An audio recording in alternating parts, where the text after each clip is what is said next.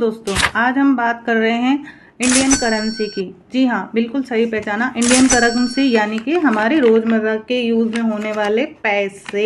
हाँ जी, तो आज हम बात करेंगे 100 के नोट के बारे में। 100 के नोट हम रोज यूज करते हैं, आम बात है, पर हमने कभी भी इसकी छोटी छोटी चीज़ों पर नोटिस नहीं किया है, हम ध्यान नहीं देते हैं और इसी के कई तरह के क्वेश्चन बनकर हमारे एग्ज़ाम में भी आते हैं और हम पज़ल होकर खड़े हो जाते हैं। तो अब आपको पज़ल नहीं होना है, आपको हर क्वेश्चन का जवाब मिलेगा। हम छोटी छोटी चीज़ें नोटिस करते हैं इसमें। पहले तो आप सबको आम तो यही दिखता है कि इसमें गांधी जी होते हैं और दोनों तरफ हिंदी और इंग्लिश में 100 लिखा हुआ है। ऊपर भी हिंदी और इंग्लिश में लिखा होता है। आरबीआई के नंबर होते हैं ऊपर और नीचे लिखे हुए और अशोक स्तंभ का चिन्ह होता है, ये सबको पता है। पर क्या कभी आपने नोटिस किया है कि ये जो 4 लाइनें होती हैं ये क्यों होती हैं? ये नेत्रहीन लोगों के लिए होती हैं जो इसको फील करते हैं और पता लगा लेते हैं कि ये कितने का नोट है। ठीक है, इसकी बैक साइड में हम देखते हैं एक तरफ गांधी जी का चश्मा है जिस पे स्वच्छ भारत अभियान लिखा हुआ है, एक कदम स्वच्छता की ओर लिखा हुआ होता है और बीच में एक चित्र होता है जो कि रानी की वाव का होता है। तो इसका एक क्वेश्चन बन जाता है कि हमारे 100 के नोट पर किसका चित्र बना हुआ है बताइए।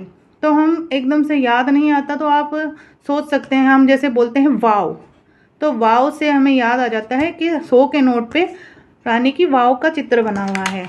हम ये क्वेश्चन हल कर सकते हैं इस तरह से।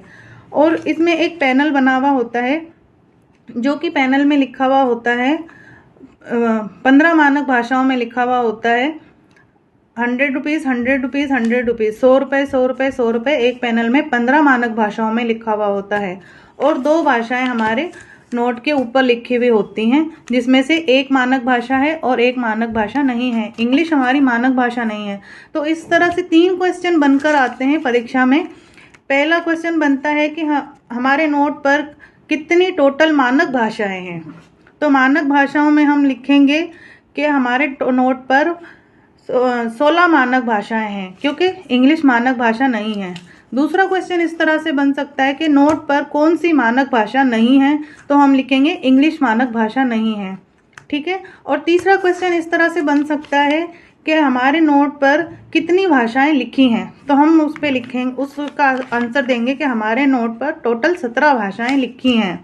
ठीक है, ओके दोस्तों, इसी के साथ हम हमारा वीडियो समाप्त करते हैं। अगर आपको हमसे और भी किसी चीज़ के बारे में जानना है, किसी से रिलेटेड कोई क्वेश्चन है, तो आप हमें ज़रूर कमेंट करके बताइए एंड हमारे वीडियो को लाइक शेयर एंड सब्सक्राइब ज़रूर, हमारे चैनल को सब्सक्राइब ज़रूर करें। Thank you so much.